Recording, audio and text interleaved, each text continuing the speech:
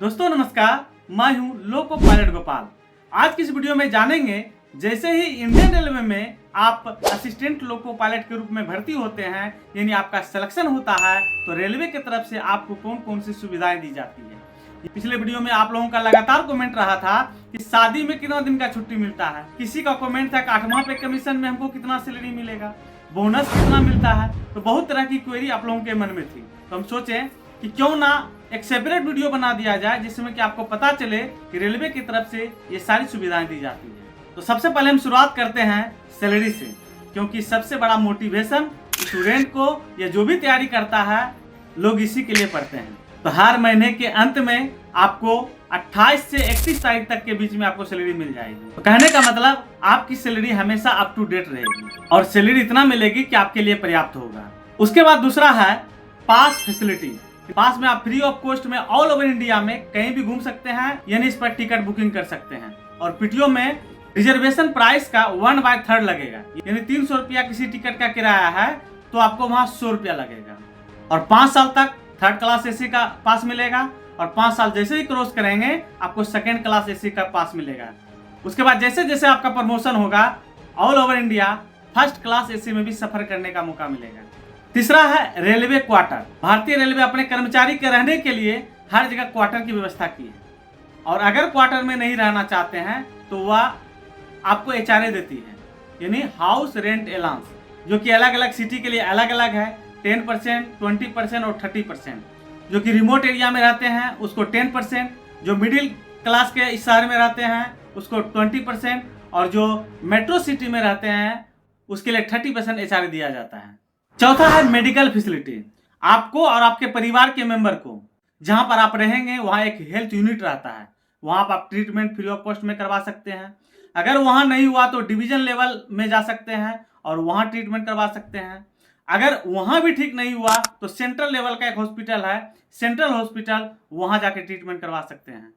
उसके बाद भी आपको लगता है कि आपका ट्रीटमेंट सही से नहीं हो रहा है या वहां अवेलेबल नहीं है जो चीज चाहिए, तो वहां से आपको प्राइवेट में भी रेफर कर देंगे और जितना भी खर्च होगी वह रेलवे उठाएगी। पांचवा है चाइल्ड एजुकेशन अलाउंस, यानी आपके 2 बच्चे के पढ़ने के लिए सरकार की तरफ से चाइल्ड एजुकेशन अलाउंस मिलता है। पहले 27,000 दिया करते थे, मगर अभी यह बदल गए हैं और इससे ज्यादा मिलने लगा है। नेक्स्ट है ड्रेस अलाउंस। भारतीय रेलवे की तरफ से जो भी आप ड्रेस यूज करते हैं उसके लिए साल भर में एक बार 5 से 10,000 रुपया दिया जाता है, यानी किसी को 5,000 मिलता है, किसी को 10,000 मिलता है। जो स्टेशन मास्टर और गार्ड है उसको 10,000 मिलता है और एएलपी और लोको पायलट को 5,000 रुपया मिलता है। नेक्स्ट है ट्रेवलिंग अलाउंसेस, जिसको टीए कहते हैं। जैसे जो ग्रुप डी स्टाफ है, टीटी हैं, आरपीएफ हैं, और जो भी कर्मचारी बाहर में जाकर ड्यूटी करते हैं उसको टीए मिलता है। और लोको पायलट और गार्ड को टीए के बदले में किलोमीटर अलाउंसेस मिलता है, और यही सैलरी के अमाउंट को हाई बनाने में मदद करता है। और नेक्स्ट है लीव में पैसा। यह सिर्फ लोको पायलट और गार्ड को ही मिलता है कि जब आप छुट्टी में जाते हैं तो उसके बदले जो आपकी सैलरी का कुछ भाग करता है रनिंग रूम के लिए, वह आपको छुट्टी के दौरान मिलता है। यानी आगे अगर हम अभी छुट्टी में जाएंगे, 10 दिन अगर छुट्टी में जाएंगे तो 10 दिन का अलग से पैसा हमको लगभग 3,000 रुपया मिलेगा। तो जिसका जैसा बेसिक रहेगा उसके अनुसार उसको पैसा मिलता है। और नेक्स्ट है साल भर में एक बार बोनस, जो कि लगभग हर कर्मचारी को 18,000 रुपया के करीब मिलता है। नेक्स्ट है नाइट ड्यूटी अलाउंसेस, यानी अगर आप रात में ड्यूटी करते हैं तो उसका अलग से पैसा बनता है। ऐसे हम सैलरी के बारे में जहां हम इसका वीडियो बनाया है उसके बारे में हम सेपरेट बता दिए हैं कि night allowances, DA, TA, HRA कैसे मिलता है और परसेंटेज के हिसाब से कितना कट के मिलता है, उसके लिए हम सेपरेट वीडियो बना हुआ है, वहां जाकर देख सकते हैं। अभी हम सिर्फ फैसिलिटी के बारे में बता रहे हैं। और नेक्स्ट है लोन फैसिलिटी। चूंकि आप एक केंद्रीय कर्मचारी बन जाते हैं, केंद्रीय कर्मचारी होने के नाते आपका सैलरी हर महीना मिलता है, और बैंक ऐसे व्यक्ति को पसंद करते हैं जिनसे उनको हर महीना ईएमआई मिल जाए, तो वो आपको लोन के लिए अप्रोच करेंगे। तो आप अगर घर में अच्छा खासा काम कराना चाहते हैं या बहन का शादी है, घर बनाना चाहते हैं, तो लोन फैसिलिटी भी आपको इजी वे से मिल जाता है। यह सरकारी नहीं है बल्कि आपको प्राइवेट के ही तरह, जब आपका सरकारी नौकरी होगा तभी तो आपको मिल रहा है। तो एक तरह से लोन फैसिलिटी अच्छा खासा मिल जाता है और अच्छा खासा आप काम कर सकते हैं।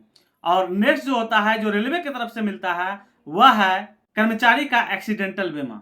भगवान ना करे किसी के साथ कुछ मिस हैपनिंग हो जाए, अगर हो जाती है तो भारतीय रेलवे की तरफ से उसके परिवार को तुरंत 25 लाख रुपया प्लस उसके घरवाली को यानी उसके पत्नी को पेंशन के साथ साथ उसके जो फैमिली के एक मेंबर है उसको रेलवे में एक जॉब मिलेगा उसके एजुकेशन के आधार पर।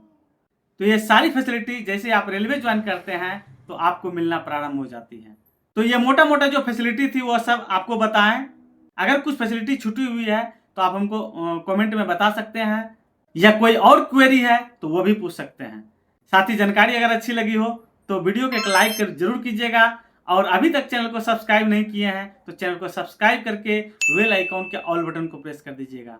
फिर मिलते हैं बहुत ही इंफॉर्मेटिव और इंटरेस्टिंग जानकारी के साथ। धन्यवाद।